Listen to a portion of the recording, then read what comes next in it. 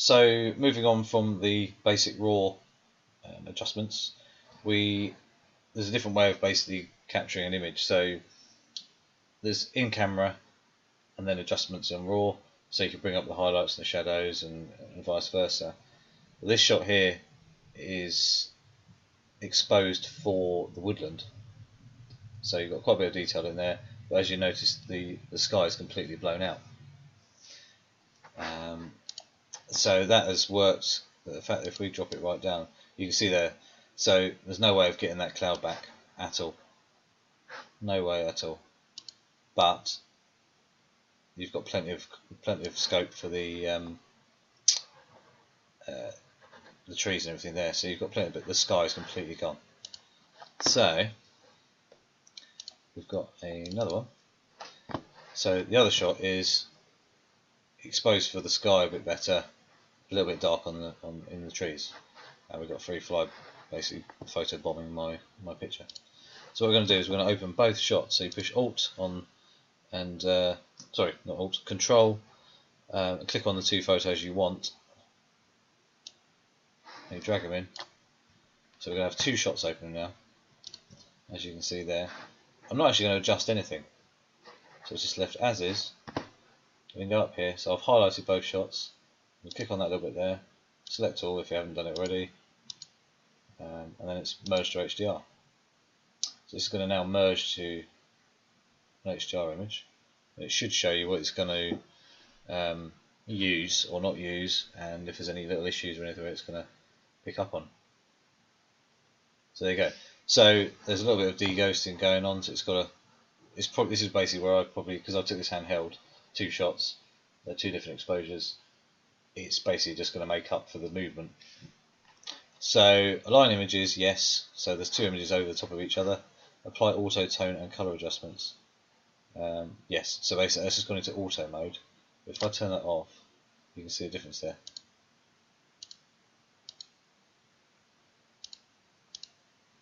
So we're going to leave that as is, and then click merge. Basically, it's now made a negative, and then we go save as. This will now push those two files together. There you go. So now we've got the file we're looking at, which is a pretty well exposed image actually. And then we can start messing around with it. Now we've got, we can adjust everything we want to and in a good manner. We can up the shadows a bit, clarity slightly, bring the whites down slightly, the contrast up a bit, whatever we want to do. And then we can just click, because now once we've done that, we're happy with the image, we can now click open, because we've got that one issue in the photo that we need to get rid of, is the fly. So the clouds look pretty good. The detail in the shot itself is pretty good. The only option now is get rid of this thing. So a couple of ways of doing it. We've got the spot healing tool, which should do a pretty good job. We just literally make sure it's on content aware. Actually, there's proximity match. We could try that. So proximity match, we're just literally going to go over the.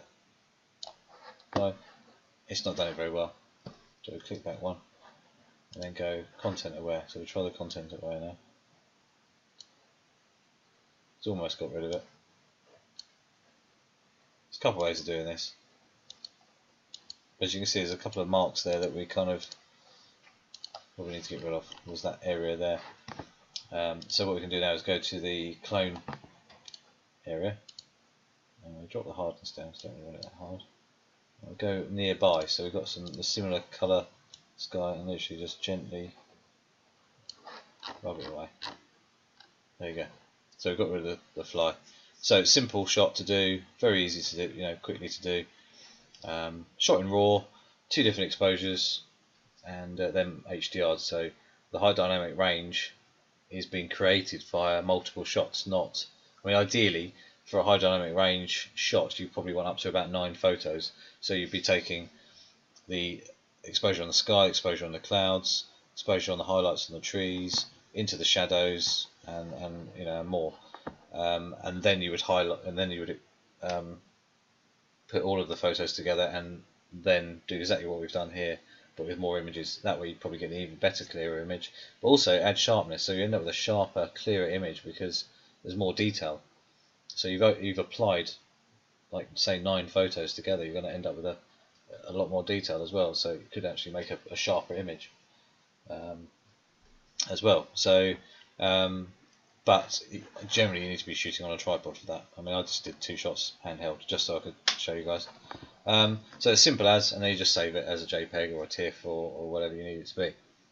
But that's a different way of, instead of using RAWs to full adjustment as such and utilising the full dynamic range of the camera, you can actually do it a more manual way.